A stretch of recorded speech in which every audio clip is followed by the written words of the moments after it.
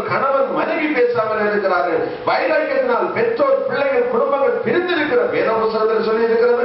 தனக்கு தானே பிரிந்திருக்கிற எந்த ராஜ்யமும் என்ன செய்யப்படாது, என்ன படாது, நிலைப்படாது. தனக்கு தான் பிரிந்திருக்க ஒரு குடும்பத்துல கணவன் மனைவி பிரிந்திருந்தால் அந்த குடும்பம் என்னைக்காவது உயர்த்தப்பட முடியுமா? முடியுமையா? முடியவே முடியாது. அந்த குடும்பம் ஒருபோதும் உயர்த்தப்பட முடியாது. தாய் தகப்பன் ஒரு குடும்பத்துல பிரிந்திருப்பார்களானால், பேசாமல் இருப்பார்களானால், பகையா இருப்பார்களானால், வைராக்கியமாக இருப்பார்களானால், தேவ ஆவியானவர் என்னைக்கு அந்த குடும்பத்தில் கிரியை செய்வது, என்னைக்கு அவர்களை ஆசீர்வதிப்பது, என்னைக்கு அவர்கள் உயர்த்தப்படுவது, என்னைக்கு அவர்கள் நீதிமான்களால் மாற்றப்படுவது. அல்லேலூயா. ஆகவே தேவ பிள்ளைகளாகிய நாம் கிறிஸ்துவின் நிமித்தம், இயேசுவுடைய அன்பின் நிமித்தம், இயேசுவுடைய பிரமாணத்தை நிமித்தம், தேவனுக்காக வைராக்கியம் நமக்கு ஆகாது. அல்லேலூயா. வைராக்கியம் கொள்ளக்கூடாது. வைராக்கியத்தை புறமே தள்ள வேண்டும். நம்மிடத்தில் தேவ சிந்தனை இருக்க வேண்டும். வேத புத்தகத்தில் அப்போஸ்தலன் பவுல் சொல்லுகிறார், கிறிஸ்து இயேசுவில் இருந்த சிந்தையே உங்களில் இருக்க கடவுள். இயேசுவில் இருந்த சிந்தை, இயேசுவில் இருந்த சிந்தை. அவரிடத்தில் வைராக்கியம் இருந்ததா? அவரிடத்தில் கோபம் இருந்ததா? அவரிடத்தில் பகை இருந்ததா? அவருடைய பிரிசூனியம் கிடையவே கிடையாது. அடுத்ததாக கோபம். அல்லேலூயா. ஐயா அவங்கள்ட்ட பேசாத, எங்க சோதரர் அவர் ரொம்ப டென்ஷன், கோபம் வந்துவிடும். அல்லேலூயா. என்னிடத்துல ஒரு நண்பர் இருந்தா, நாங்க பல நாட்கள்ல ஒரு ரூம்ல தங்கி இருந்தோம் வேலை செய்கிற காலத்துல. அல்லேலூயா. அவனுக்கு கோபமே வர என்ன வந்தது? ஆனா ஒரே ஒரு கண்டிஷன், தூக்கத்துல அவரை தொற்றக்கூடாது. தூக்கத்துல அவரை எழுப்பக்கூடாது. தூக்கத்துல என்ன செய்யக்கூடாது? எழுப்பற என்ன இப்ப பக்கத்துல இருக்கிறனால எட்டி உதய அடிதான் பயங்கரமான அடிச்சுடுவார். மற்றபடி இவர் சாந்துவார், ரொம்ப மிகவும் சாந்துவார மனுஷன். நான் இந்த போல வாழ்க்கையில கண்டது கிடையாது, கேள்விப்பட்டது கிடையாது. அப்ப இவரை எழுப்பணும். என்ன பண்ணணும்னா, நீட்டான ஒரு குச்சி எடுத்துட்டு தூரத்துல இருந்து இவரை தட்டணும். எப்பா எழுப்பு எழுப்பு எழுப்பணும். அப்படியே குச்சியதான் எத்தி உதைப்பார். அதாவது குச்சி விடாது போய்விடும். அல்லேலூயா. எவ்விதத்திலும் கோபம் நமக்கு கூட வேத புத்தகத்தில் சொல்ல, கோபம் நிஷ்டூரம் உள்ளது அல்லது கோபம் கொடிதானது. கோபம் சிறைச்சாலையில கிடக்கிறவன்ட்ட போய் கேட்ட பாருங்க, கோபத்தினால ஒரு அடி அடிச்சேன் அவன் இறந்தா நான் 12 வருஷம் உள்ள கிடக்கிறேன்னு சொல்லுவாங்க.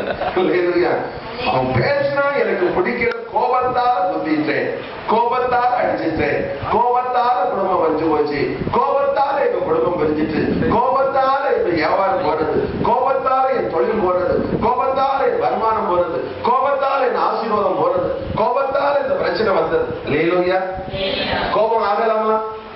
ஆகவும் கூடாது. கோபம் வந்தா பெரிய, அதாவது பெரிய பிரச்சனை, மிகப்பெரிய பிரச்சனை கோபம். ஒரு தேவ பிள்ளைக்கு தேவனுடைய எவர்கள் தேவனுடைய ஆவியினால் நடத்தப்படுகிறார்களோ அவர்கள் தேவனுடைய புத்திரர் எனப்படுவார்கள். நாம் தேவனுடைய ஆவியினால் நடத்தப்பட வேண்டும். தேவனுடைய புத்திரர் என்று சொன்னால் தேவனுடைய பிள்ளைகளாக இருக்க வேண்டும். நமக்கு கோபம் ஆகாது. கோபத்துக்கு நமக்கு குட் பை. அல்லேலூயா. கோபத்துக்கு நீங்க அந்த நாள்ல ஒரு நாள் சொல்லிடணும். என்னது கோபத்துக்கு? குட் பை, பை பை, அவ்வளவுதான். போயிட்டு வா, பார்த்துக்கோ. அல்லேலூயா. ஆகவே தேவ பிள்ளைகளாக நாம் கோபம் கொள்ளக்கூடாது. அல்லேலூயா. நீங்க உடனே சொல்ற கோபம் கொண்டாலும் நீங்கள் அப்படி வரக்கூடாது. கோபம் கொள்ளக்கூடாது. மாம்சத்தின் கிடையாது. அல்லேலூயா. பாவம் என்றால் விபச்சாரம். அல்லேலூயா. அல்லேலூயா. தேவ பிள்ளைகள் பாவமும் கூடாது, கோபமும் கூடாது. அல்லேலூயா. ஆமா, தேவனுக்கு பிரியமா இருந்தால்தான் அந்த மனுஷன் தேவனுடைய ராஜ்யத்துல பிரவேசிக்க முடியும். தேவனுடைய ஆவியினால் நடத்தப்பட்டால் அவன் பாக்கியவானாய். ஆகவே கோபம் நிறைய குடும்பங்களை நான் பார்த்திருக்கிறேன் பாருங்க. கோபம் கோபம் கோபம். அல்லேலூயா. பாருங்க, அப்போஸ்தலர் பவுலை விட நம்ம பெரிய கோபக்காரங்களா? அல்லேலூயா. ஹல்லேலூயா. பாருங்க, யூதர் அந்த தேவ ஜனங்களை அழிப்பதிலே குறியாயிருந்த ஒரு மனுஷன் அப்போஸ்தலர் பவுல். ஆனால் அவரை பாருங்க, கடைசியில அவர் எவ்வளவாய் மற்றுள்ள ஜனங்களை பாதித்தாரோ அதற்கு 100 மடங்காய் தன்னுடைய சரீரத்தில் வேதனை அனுபவித்தார். அல்லேலூயா. நான் இன்னொரு ரகசியத்தை உங்களுக்கு சொல்லி தருகிறேன் பாருங்க. அல்லேலூயா. நீங்கள் பரிசுத்தாவின் அபிஷேகத்தை பெற்று தேவனுடைய ஆவியால் நடத்தப்பட்டு நீங்கள் நிச்சயமாய் தேவனுக்கு முன்பு உண்மையில் உத்தமமாய் இருக்கிறீர்கள். ஆனால் உங்களை விட்டு பிரிக்க முடியாத ஒரு கோபம் உங்களிடத்தில் இருக்குமே, ஆனால் நிச்சயமாய் அதற்கான பனிஷ்மெண்ட் நீங்கள் அனுபவித்துதான் ஆக வேண்டும். அல்லேலூயா.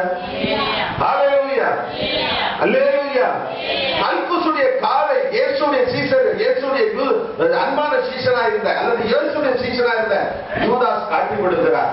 உடனே ஸ்தோத்திரம் தன்னுடைய பட்டயத்தை எடுத்து மல்குசுடைய காதை வெட்டுகிறார். அந்த வேதனை வலி எவ்வளவு கொடுக்கிறதா இருக்கும். அல்லேலூயா. பேதுரு செய்தார். கடைசியில் அந்த பேதுரு எப்படி எடுத்துக் கொண்டார்கள்? அவர் சொன்ன பரிசுத்தவானாகிய இயேசுவை சிலுவையில் அறிந்து கொண்டீர்கள், நான் அதுக்கு தகுதி உடையவனல்ல, என்னை தலைகீழாக வைத்து அறிந்து கொள்ளுங்கள். அல்லேலூயா. தேவ பிள்ளைகள் நாம் ஒன்று விதைத்தால் அதை நாம் நிச்சயமாய் ஒரு நாள் என்ன செய்ய வேண்டும்? அறுவடை செய்ய வேண்டும். அது மிகப்பெரிய ரகசியம் பாருங்க. மிகப்பெரிய ரகசியம். அல்லேலூயா. நாம் எதை விதைத்தோமோ, நாம் பரலோக ராஜ்யத்தில் பிரவேசிக்க வேண்டும் என்றால், தேவனுடைய ராஜ்யத்தில் பங்கு பெற வேண்டும் என்றால், அவருடைய சிங்காசனத்தில் நாம் உட்கார வேண்டும் என்றால், அவரோடு நாம் பங்கு அனுபவிக்க வேண்டும் என்றால், நாம் விதைக்கிற விதையுடைய பலனை நிச்சயமாக நாம் என்ன செய்ய வேண்டும்? சுமந்துத்தான் ஆக வேண்டும், அல்லது அனுபவித்துத்தான் ஆக வேண்டும். அல்லேலூயா. ஹல்லேலூயா. தேவ பிள்ளைகளாய் நாம் இந்த காரியங்களிலே எச்சரிக்கையாக இருக்க வேண்டும். நாம் ஒரு அன்பு பாராட்டும், அதனால நமக்கு என்ன நஷ்டம் வருகிறது? அல்லேலூயா. பகை, நீங்கள் வைராக்கியம் கொண்டீர்கள் என்றால், கோபம் கொண்டீர்கள் என்றால், விரோதம் கொண்டீர்கள், அதனால பிரச்சனை சீரியஸ் ஆகும். ஒருபோதும் நம்ம ஸ்தோத்திரம் அது நார்மல்ல வரவே வராது. அல்லேலூயா.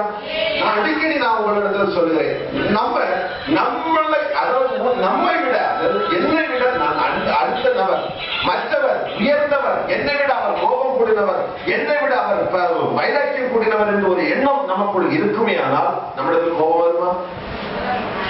வருமா? இப்ப இந்த பிரதர் இருக்கிறார் விவேக், நான் இவர்கிட்ட நினைச்சுட்டு அவர் என்னை விட இவர் கோபம் கூடின மனுஷன், என்னை விட பயங்கரமான வைராக்கியமான மனுஷன், இவர்கிட்ட நாம் கோபம் கொண்டு என்னைக்காவது சாதிக்க முடியுமா? முடியாது. இவன் அதே போல அவர் என்னிடத்தில் நினைப்பார் என்றால், நீர் என்னிட்ட கோபப்படுகிறார், அவர்கிட்ட தான் கோபப்பட்டு அவர் நம்மளோட பயங்கரமான மனுஷன் ஐயா, ஆகவே நம்ம கோபப்படாது. அல்லேலூயா. இருக்கு கோபம் வருமா? அல்லேலூயா. நம்ம என்ன நினைக்கிறோம்? நாம் பெரிய ஆள் நினைக்கிறோம், கோபத்துல நான் கஷ்டம் நினைக்கிறோம், வைராக்கியத்துல நான் கஷ்டம் நினைக்கிறோம். நோ, அது கூடாது. அல்லேலூயா. அப்படியே குடும்ப வாழ்க்கையை நீங்கள் ஒரு விஷயம் சீர்தூக்கி பாருங்க. உங்க குடும்பத்தை எவ்வளவு சந்தோஷமா இருக்கும் என்று, உங்க குடும்பம் எவ்வளவு மனமகிழ்ச்சியா இருக்கும் என்று நினைச்சு பாருங்க. அல்லேலூயா. இந்த குடும்பங்கள்ல பகையும் பிரச்சனையும் வைராக்கியமும். அல்லேலூயா. சில குடும்பங்களை பார்த்து சமைச்சு வச்சிருக்கோம், எடுத்து கொடுக்க மாட்டாங்க, பரிமாறி கொடுக்க மாட்டாங்க. அல்லேலூயா. வேணும்னா எடுத்து போறீங்க, சமைச்சு வச்சிருக்கீங்க, அப்புறம் என்ன? அல்லேலூயா. சந்தோஷத்தினால் அது இன்னும் ஒரு பகுதி இருக்கு பாருங்க, நீங்க படிங்க பார்ப்போம். நீதிமொழிகள் ஒரு வசனம் இருக்கு, அருமையான 27-21. நீதிமொழிகள் 27-21. வெள்ளிக்கு குகையும் புடமும் சோதனை, சந்தோஷத்தோட விட சந்தோஷம் சோதனை. அடுத்தது என்ன வருகிறது? புகழ்ச்சி. நீதிமொழிகள் புஸ்தகம் 27ஆம் அதிகாரம் 21ஆம் வசனம். மனுஷன், ஐயா நீங்க அந்த வந்தீங்க, ஆஹா ஓஹோ பயங்கரமா இருந்தீங்க, அல்லேலூயா அல்லேலூயா. நீங்க இல்லைனா அப்படி மனுஷனுடைய வாழ்க்கையில, சிலருடைய வாழ்க்கையில, அவர்களுடைய வாழ்க்கையில புகழ்ச்சி தான். அல்லேலூயா அல்லேலூயா. அதுதான் சோதனை. இப்ப பாருங்க, சில ஆட்கள் பாத்தீங்கன்னா, ஐயா நல்லா இருக்கீங்களா? நல்லா இருக்கிறேன். எப்ப வந்தீங்க? இப்ப உங்களை பார்க்கலான்னு தான் வந்தேங்க. உங்களை பார்க்கலான்னு தான் வந்தேங்க. நீங்க அந்த அன்னைக்கு ஒரு நாள் வந்தேன், நீங்க அப்படி செய்றீங்க இப்படி செய்றீங்க, நீங்க அன்னைக்கு இல்லைன்னா அதுல நடந்திருக்காத 1000 காரியங்களை சொல்லி புகழ்த்திட்டு அவரும் வீட்டுல காசு வச்சிருக்க மாட்டார். இவனுக்கு புகழ்ச்சியில உச்சக்கட்டத்துல விழுந்து போய் அப்பதான் கேட்பாரு, 100 ரூபாய் பணம் வேணும். இவர் அன்னைக்கு தான் 100 வீட்டுல செலவு வச்சிருப்பாரு.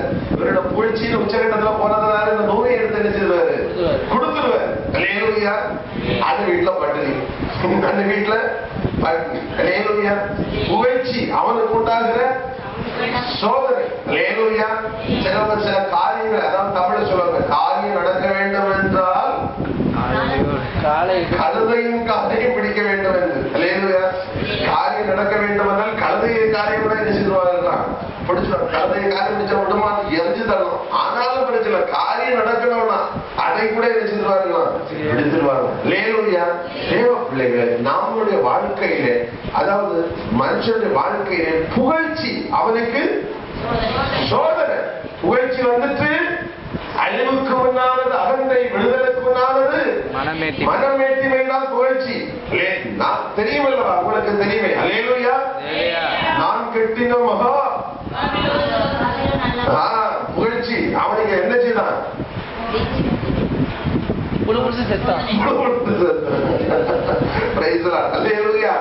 ஆகாயத்து பறவைகள் அவன் மேல் வந்து அமர்ந்தது.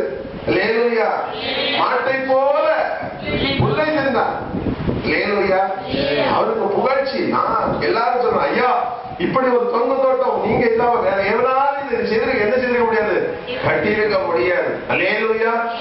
ஆமா தேவ பிள்ளைகளே, அப்படி அந்த புகழ்ச்சி துதி கன மகிமை எல்லாம் தேவனுக்கு. நாங்கள் நிற்கிறது அவருடைய ஒரு ஆசீர்வாதத்தை தந்தாரா ஆண்டவரே, இந்த ஆசீர்வாதத்தை நீர் தந்தீர் ஆண்டவரே.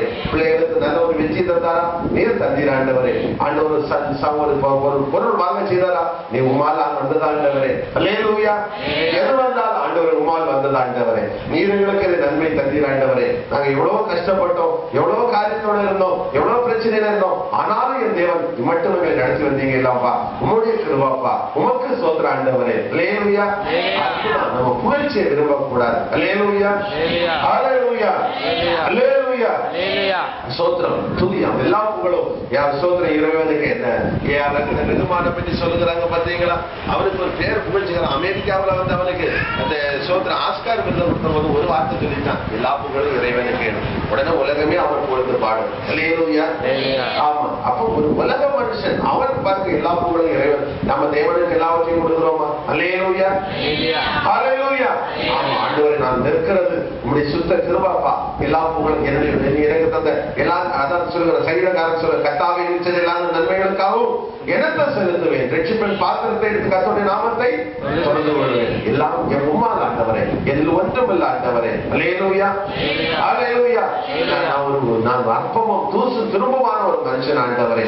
ஆண்டவரே, நான் நிற்கிறதும் நிர்மூலம் ஆகாது இருக்கிறதும் உங்களுடைய சுத்த கிருபாப்பா. அல்லேலூயா. அப்படிப்பட்ட ஒரு தாழ்மை உங்களிடத்துல வந்துட்டு வெளிப்பவன் யார்? அல்லேலூயா. கிறிஸ்துவின் அன்பை விட்டு பொங்கல் பொட்டலம் என்ன செய்யாது, பிரிக்காது. கிறிஸ்துவின் அன்பை விட்டு பொங்கல் துணி என்ன செய்யாது, பிரிக்காது. கிறிஸ்துவின் அன்பை விட்டு 100 ரூபாய் பணம் என்ன செய்யாது. நீங்க அதைய யோசிச்சிருக்கீங்க. சொல்லுங்களேன், நான் சொல்லுகிறேன், நீங்க பிரிக்காதுன்னு மட்டும் சொன்னாங்க. அல்லேலூயா. கிறிஸ்துவின் அன்பை விட்டு பொங்கல் பொட்டலம் என்ன, கிறிஸ்துவின் அன்பை விட்டு 100 ரூபாய் பணம் என்ன செய்யாது, பிரிக்க. அல்லேலூயா. அப்படிப்பட்ட ஒரு சோத்திரம் நம்ம கோஷம் போடுகிறது அல்ல, நம்முடைய உள்ளத்துல ஒரு தீர்மானம். ஆண்டவரே, நான் உன்னை உண்மையாய் நேசிக்க வேண்டும் கர்த்தாவே. அல்லேலூயா. ஹல்லேலூயா. பாருங்க, யோபுடைய பிள்ளைகள் எல்லாம் செத்து போனாங்க. எல்லா பிள்ளைகளும் போச்சு. சௌந்தரியமான பிள்ளைகளும் திறமையான பிள்ளைகளும் ஆளுவதற்கு இருந்த பிள்ளைகளும் எல்லா பிள்ளைகளும் நல்ல பிள்ளை இளைய நடுப்பிள்ளை நல்லவன் பொல்லாதவன் எல்லாரும் போயிட்டாங்க. ஆனாலும் அந்த யோபை விட்டு தேவனுடைய அன்பை விட்டு யோபை என்ன செய்ய முடியல, பிரிக்க முடியல. அதுதாங்க அன்பு. அல்லேலூயா. ஹல்லேலூயா. நமக்கு ஒரு சின்ன கஷ்டம் வந்த உடனே, ஒரு சின்ன நஷ்டம் வந்த உடனே, ஒரு சின்ன இழப்பு வந்த உடனே, பிரச்சனை வந்த உடனே, இனி நான் கோயிலுக்கு என்ன செய்ய மாட்டாங்க, போக மாட்டாங்க, வரமாட்டாங்க. அல்லேலூயா.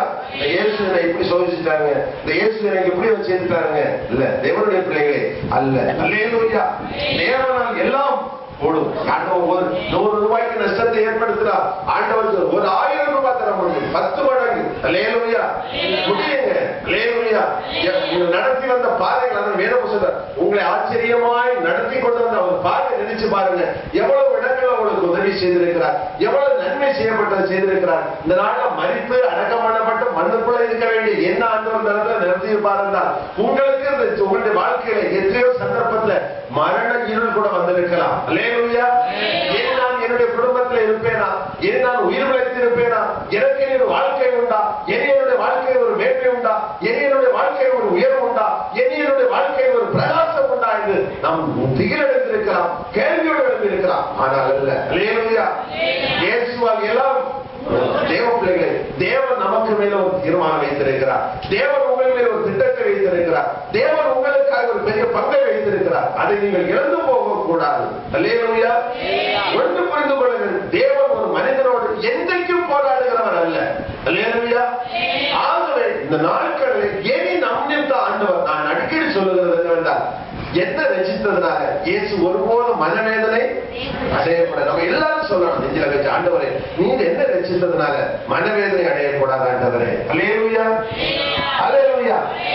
நீர் என்னை நான் ஏற்று ஏற்றுக்கொண்டதுனால நானும் மனவேதனை அடையக்கூடாது ஆண்டவரே. அல்லேலூயா. அப்படிப்பட்ட ஒரு தீர்மானம் நமக்கு வேணும். அல்லேலூயா. ஏசப்பா நம்ம சொல்ற பாருங்க, நமக்கு பிள்ளைகள் இருக்கிறாங்க. பிள்ளைகள் உங்களுடைய வழியை விட்டு விலகி போவார்களானால், உங்களை விட்டு தூரமாய் போவார்களானால் உங்களுடைய மனசு எவ்வளவு வேதனைப்படும். அல்லேலூயா. அப்ப தேவனை விட்டு நாம் வழி விலகும் போது, தேவனை விட்டு நாம் கோபப்படும் போது, தேவனை விட்டு பொறாமைப்படும் போது, தேவனை விட்டு நாம் பிரிந்திருக்கும் போது தேவன் எப்படி நம்ம சந்தோஷமா இருக்க முடியும்? அல்லேலூயா. முடியவே முடியாது. ஆகவே எல்லா விதத்திலும் நாம் அன்பு செலுத்த வேண்டும். அன்பு செலுத்த வேண்டும். மூன்றாவது பாருங்க, அவர் நீங்கள் பிரசங்கி புத்தகம் 2வது அதிகாரம் 1-2 வசனத்தை படிங்க. பிரசங்கி 2:1-2. அங்கே சந்தோஷத்தினால் நாங்க சோதிக்கிறார் பாருங்க. நான் என் உள்ளத்திலே சொல்லிக் கொண்டது என்னவென்றால் சந்தோஷத்தினாலே சோதித்து பார்க்கிறேன். அல்லேலூயா. அவர் எதனால் சோதிக்கிறாரா? சந்தோஷத்தினால. சந்தோஷத்தினால எப்படிங்க சோதிக்கிறது? அல்லேலூயா. அநேகருடைய வாழ்க்கையில பாருங்க, எல்லா நன்மையும் சம்பூரணமாய் இருக்கும் போது, என்ன நன்மைகள்? பிள்ளைகளுக்கு நல்ல சுகம், பிள்ளைகளுக்கு தனக்கு நல்ல சுகம், புருஷனுக்கு நல்ல சுகம், பிள்ளைகளுக்கு நல்ல சுகம், குடும்பத்துல எல்லாருக்கும் சுகம். பாருங்க, ஸ்தோத்திரம். அதாவது ஈசாக்கு உதவி வைத்தால் 100 மடங்காய் ஆசீர்வதித்தார். நம்ம ஒரு தொழிலை செய்கிறோம், 100 மடங்கு. நம்ம 50 ரூபாய் எதிர்பார்த்தோம், 100 ரூபாய் வந்து விட்டது. காசு தரமாட்டான் என்று நினைத்தோம், அவனும் கொடுத்துட்டான்.